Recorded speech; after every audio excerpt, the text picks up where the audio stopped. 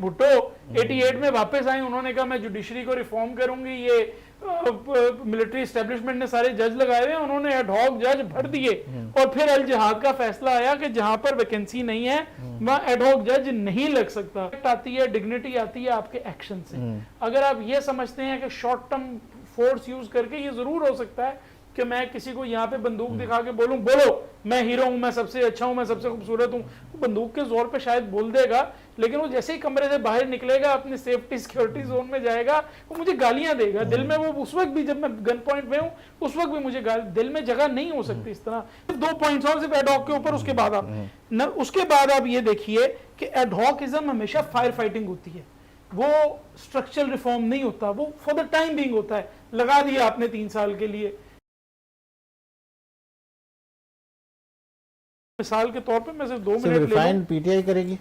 नहीं देखिए ये तो हम सब ने मिलके करना है ना, तो कैसे करेंगे? सलीम साहब आती है डिग्निटी, आती है आपके एक्शन से।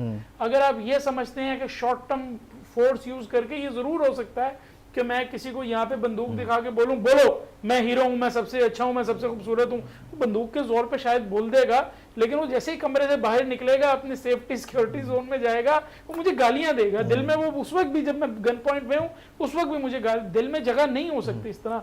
तो ये जो शॉर्ट टर्म फोर्स आप इस्तेमाल कर रहे हैं पब्लिक मैंडेट को कुचलने के लिए, आप इसको छोड़िए। इस तरह इंस्टीट्यूशंस की रिस्पेक्ट और डिग्निटी इंक्रीज नहीं हो सकती है। हमारे साथ बैठो, बैठ के बात आप ये एडहॉक जजेस वाली बात ले लीजिए। अब इसमें मैं देखें, मैं सिर्फ 1 मिनट आपका ले लेता हूँ, 6 पॉइंट इसके अंदर हैं। पहला पॉइंट ये है कि आर्टिकल 182 पढ़िए, वो कहता है कि जहां पे फुल वैकेंसी है वहां पे तो एडहॉक जज लग ही नहीं सकता।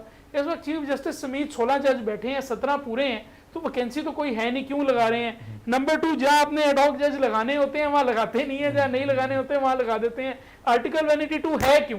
ये है ताकि कोई प्रोसीडिंग कंटिन्यू होते हुए रुके ना। अब मैं आपको एक मिसाल देता हूँ, भुट्टो साहब ने जब अपील फाइल की सुप्रीम कोर्ट में, एक जस्टिस कैसर खान होते थे, उन्होंने रिमार्क दिया कि ये तो क्लियर बायस था इसका मौलवी मुश्ताक का लाहौर हाई कोर्ट वाला, और वो मामला एक होटल की तरफ जा रहा था, वो बीच में रिटायर हो गए, उनको एडहॉक जज लगाना चाहिए था। आर्टिकल 182 इस वजह से है, नहीं लगाया गया। लेकिन जब बेनजीर भुट्टो 88 में वापस आए, उन्होंने कहा मैं जुडिशरी को रिफॉर्म करूंगी, ये मिलिट्री एस्टेब्लिशमेंट ने सारे जज लगाए हुए हैं, उन्होंने एडहॉक जज भर दिए और फिर अल जिहाद का फैसला आया कि जहां पर वैकेंसी नहीं है वहां एडहॉक जज नहीं लग सकता।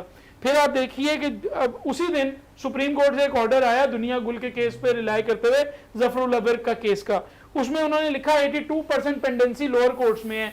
भाई उधर जहां 82% केसेस है वहां क्यों फोकस नहीं कर रहे हो, वहां क्यों एडहॉक जजेस की तरफ नहीं जा रहे हो? अच्छा, इसी तरह आप देखिए कि लाहौर हाई कोर्ट में इस वक्त 20 जज कम है, वैकेंसीज खाली हैं। सिंध हाई कोर्ट में मैं प्रैक्टिस करता हूं, 40 जजों की वैकेंसी है, 31 बैठे हुए हैं। इधर जुडिशियल कमिशन वैकेंसीज पूरी नहीं कर रहा, जहां पे बाकी जो 18% केस हैं उसमें से 13% हाई कोर्ट में, इस पे तो वहां पे नहीं कर रहे। जी, अच्छा, मैं सिर्फ 2 पॉइंट्स और सिर्फ एडहॉक के ऊपर, उसके बाद आप ये देखिए कि एडहॉकिज्म हमेशा फायर फाइटिंग होती है, वो स्ट्रक्चरल रिफॉर्म नहीं होता, वो फॉर द टाइम बीइंग होता है। लगा दिया आपने 3 साल के लिए, फिर 3 साल के बाद पेंडेंसी का मसला तो वही है, 47 से चलता हुआ आ रहा है, फिर आप क्या दोबारा एडहॉक जज लगाएंगे या वो कहानी खत्म हो जाएगी?